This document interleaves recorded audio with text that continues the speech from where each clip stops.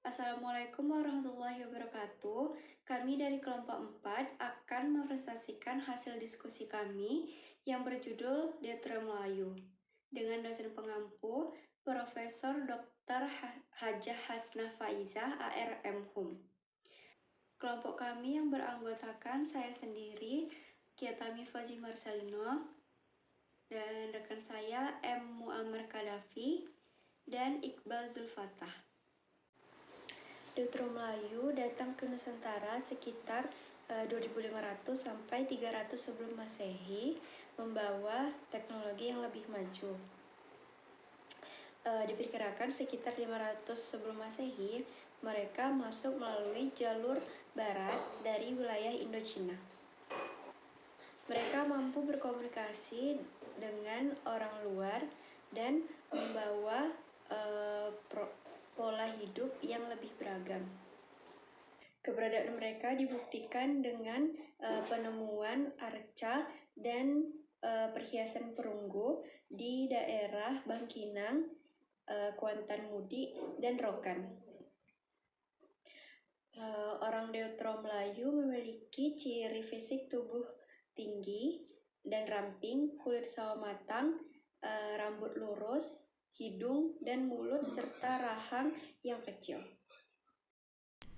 Berikutnya itu ada masyarakat adat. Masyarakat adat adalah kelompok masyarakat Melayu yang hidup berdasarkan adat istiadat Melayu yang diwariskan secara turun-temurun, berlandaskan nilai Islam dan digunakan sebagai pedoman dalam kehidupan sehari-hari, baik dalam keluarga, sosial maupun pemerintahan adat. Jadi, masyarakat adat Melayu adalah orang-orang yang berpegang teguh pada adat istiadat yang diwariskan oleh turun-temurun yang dipadukan dengan hukum Islam yang mencakup seluruh aspek kehidupan mereka. Kemudian di antara wilayah-wilayah yang mencakup masyarakat adat Melayu, yang pertama ada masyarakat adat Tiga Lorong. Penamaan Tiga Lorong sendiri itu berasal dari 3 pembagian wilayah, yaitu Batu Rijal Hulu, Batu Rijal Hilir, dan Pematang Selunak. Dan masyarakat adat Tiga Lorong ini berasal dari Kabupaten Indragiri. Kawasan ini adalah komunitas otonom historis di bawah Kerajaan Indragiri yang berbatasan dengan Rantau Kuantan.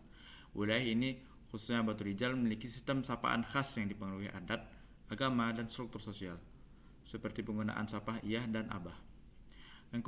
Kemudian yang kedua ada Rantau Kuantan. Rantau Kuantan sendiri terletak pada Kabupaten Kuantan Singingi.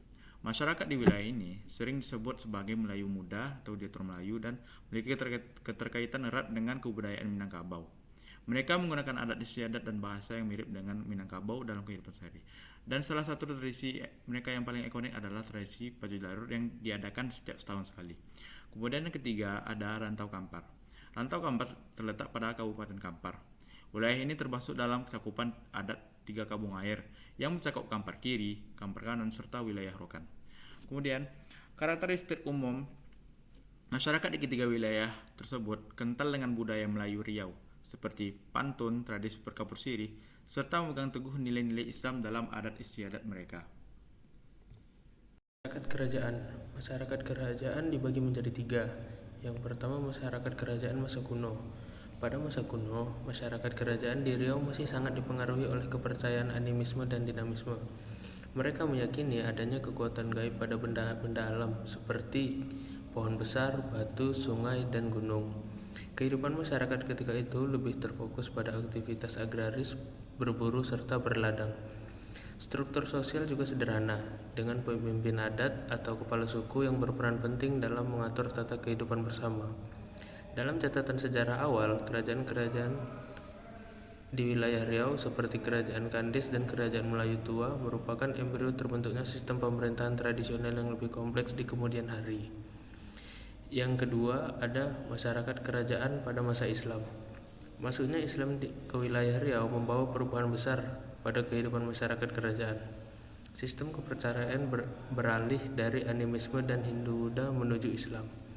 Hal ini tampak jelas pada kerajaan-kerajaan besar seperti Kerajaan Siak Sri Indrapura yang menjadikan Islam sebagai dasar pemerintahan.